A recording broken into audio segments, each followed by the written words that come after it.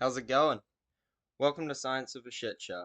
I'm your host, Kiwi Reviewer, and here I'm going to try and not only have a laugh with you guys at the expense of terrible TV shows and movies, but also try and break down exactly why we think these shows and films are so shit.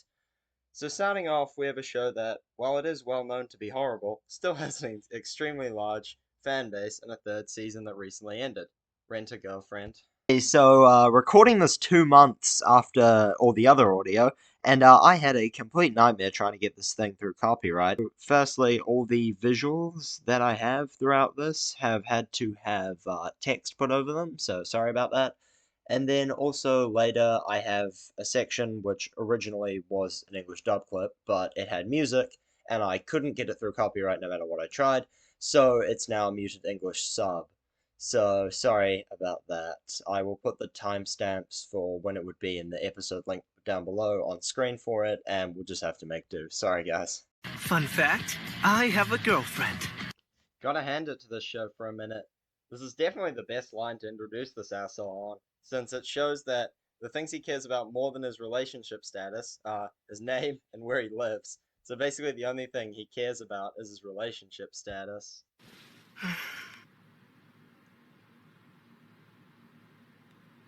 Rent a girlfriend? Real quick, let me give you a definition of a word I will absolutely abuse in this series. So, a contrivance is defined by Google as a device, especially in literary or artistic composition, which gives a sense of artificiality. Essentially, when I say something is contrived, it means that it is convenient to the plot and not well explained. So, here, it's pretty contrived that he happened to see an ad for this service that will drive the whole plot on his phone at the exact moment where he's really depressed and would definitely have a reason to use it. Also, here's another question. Wouldn't he have thought this is a scam? It's just an ad on his fucking phone, not a website someone told him about. Besides, if these are just ads that randomly pop up, how are there people in this town who don't know what a rental girlfriend is? People should all know what they are at this point and be sick of the ads, like a Raid Shadow Legends sponsorship. What am I doing? I bet she's gonna be fugly without all the filters. Firstly, and this is a recurring theme throughout the show, but characters often regret decisions they didn't think through clearly, and then never change because if they changed, it would mean the story couldn't keep happening. Because as you'll see time and time again, the writers don't know how to write when their characters have more than 3 brain cells. Also, is it just me, or does this episode feel like an any percent speedrun right now?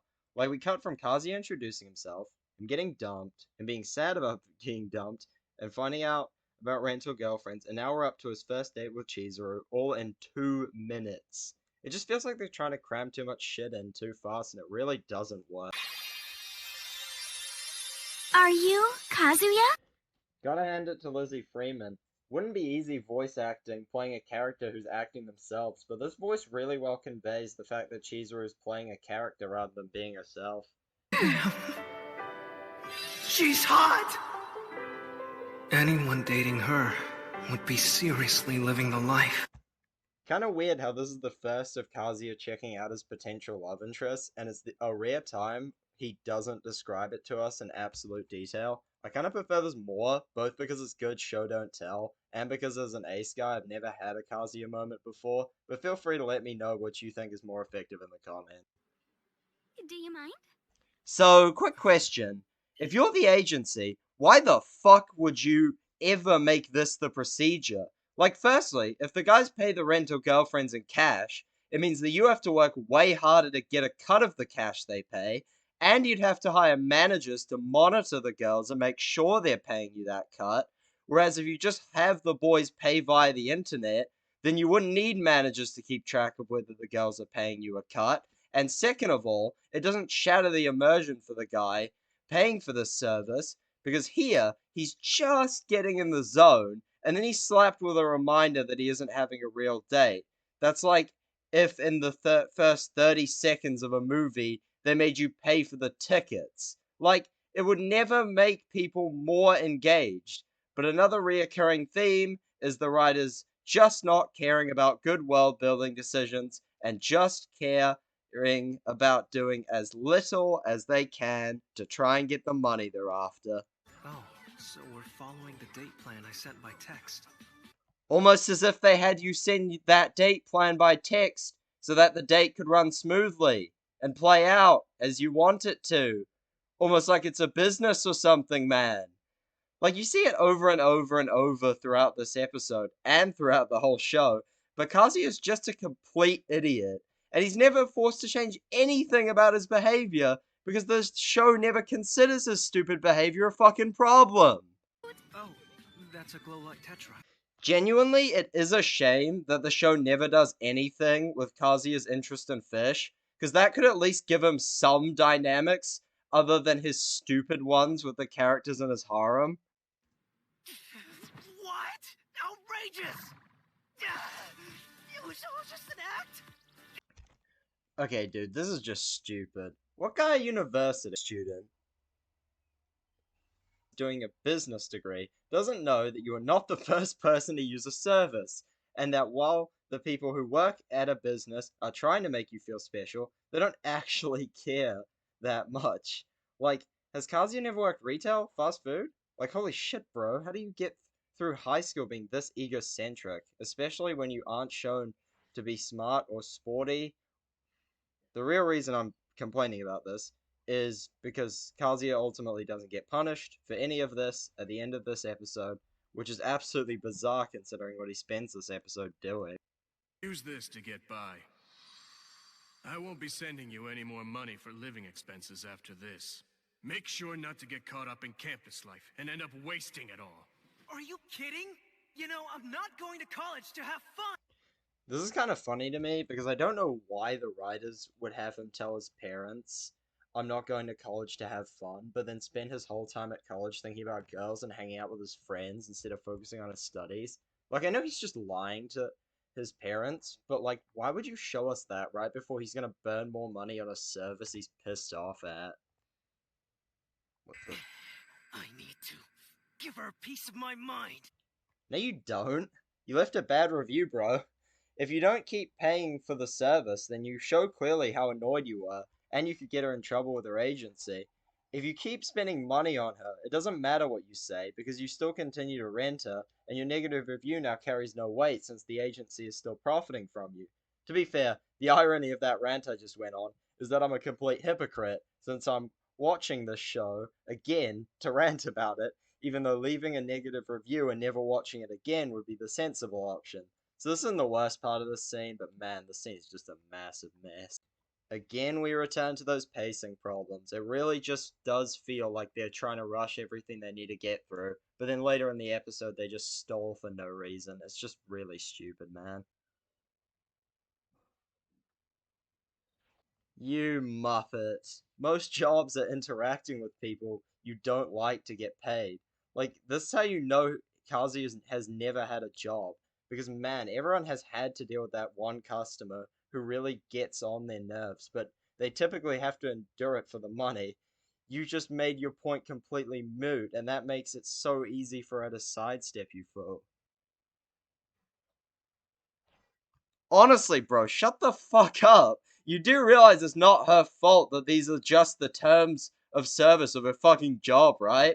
You are aware this is what she's paid to do, and if you aren't a fan of it, stop using the service. Again, there's some hypocrisy from my end, but at least I'm aware of it, unlike this guy.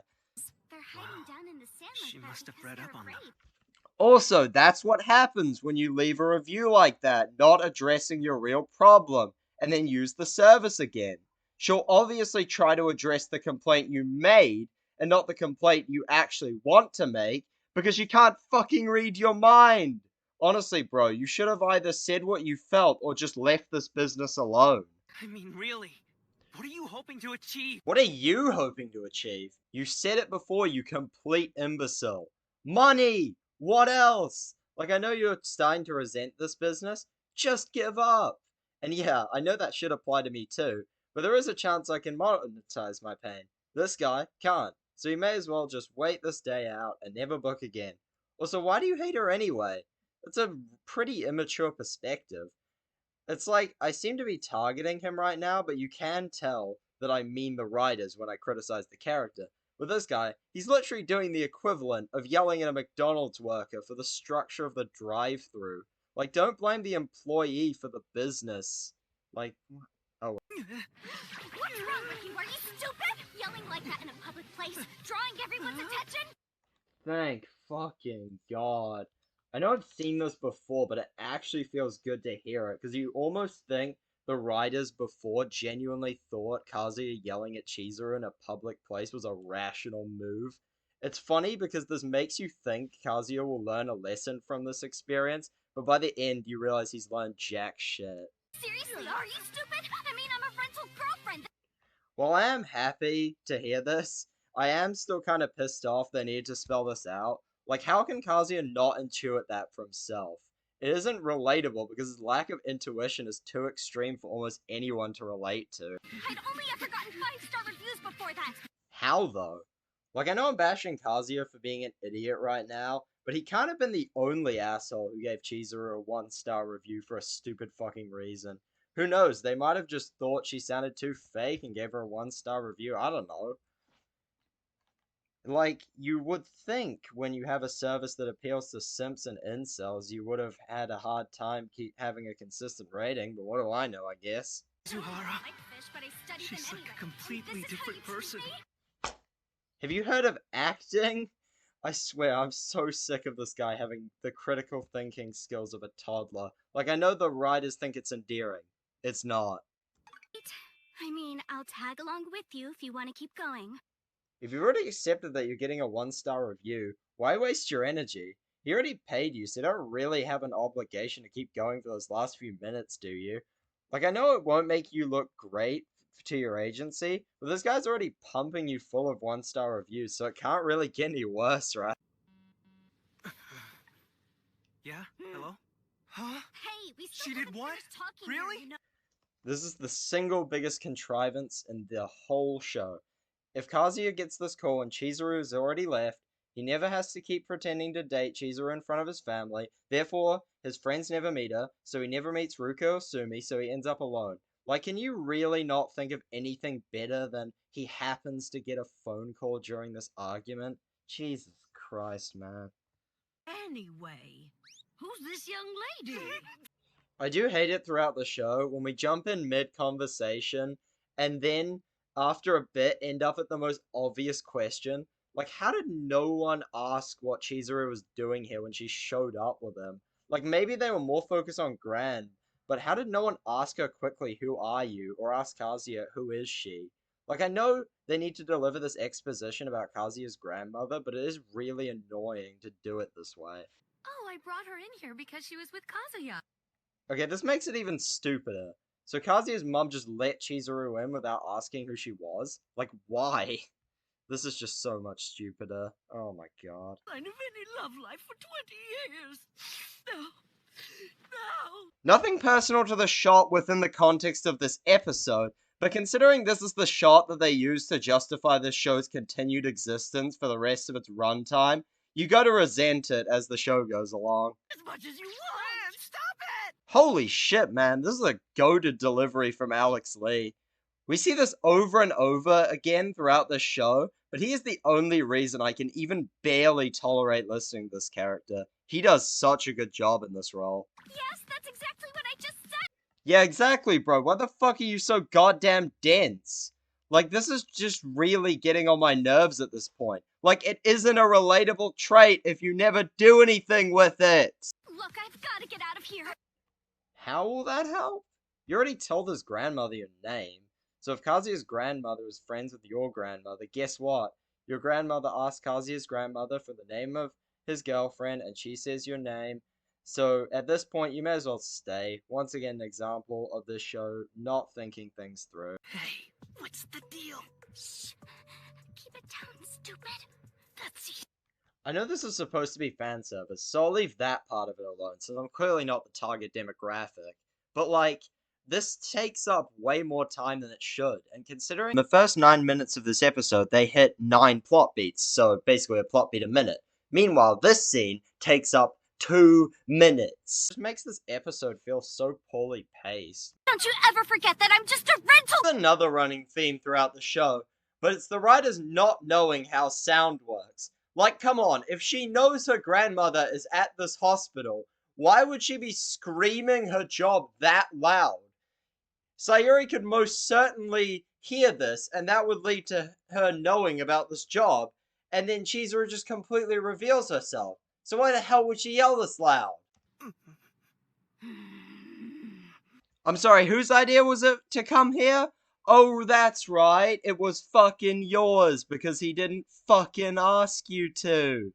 Yes, his impulsive behavior led to them thinking you're dating, but you coming clearly led to this. How do you not recognize that? I share the blame, since I was the one keeping my job a secret. Yeah. Also, to be fair, you didn't need to follow him, since he made it clear that he wasn't planning to continue. To be fair, this is on Kazuya for being a rash idiot, but I'm glad this show somewhat understands Chizuru isn't blameless here. Even if they aren't exactly right on why. My family runs a store. Also, they do these speeches all the time, especially in Season 2, and they are always really fucking cringe. And typically pretty repetitive in terms of the points they're making, as in between two different ones. Like, I can't show you the whole clip because of copyright, but have a look for the episode yourself and listen to it. It's just Kazuya talking about how much he wants to make his grandmother proud and how great his family is. And it's no different to any of the other fucking speeches later on, which really grinds my gears. Oh, what was that for? For being corny! Please don't drag me into your embarrassingly self-absorbed soliloquy. Well, I do agree that it's fucking cringe. Fuck me, you can't do tons of tropes and just sit here and say, it's just part of the genre, bro, and then do some humor like this. You can't have your half-assed cake and eat it too. So you might be thinking, why did I try and be so hard on this episode 1? Simple. In episode 1 is supposed to introduce you to the characters and get you invested in them and their personalities. This episode fails spectacularly at that, as we have discussed. But also, I need to set the tone for this series, because if I don't bash an episode of this show that I hate, how can you expect me to criticize one that I think is okay? But yeah, hope you'll join me for episode 2. See ya.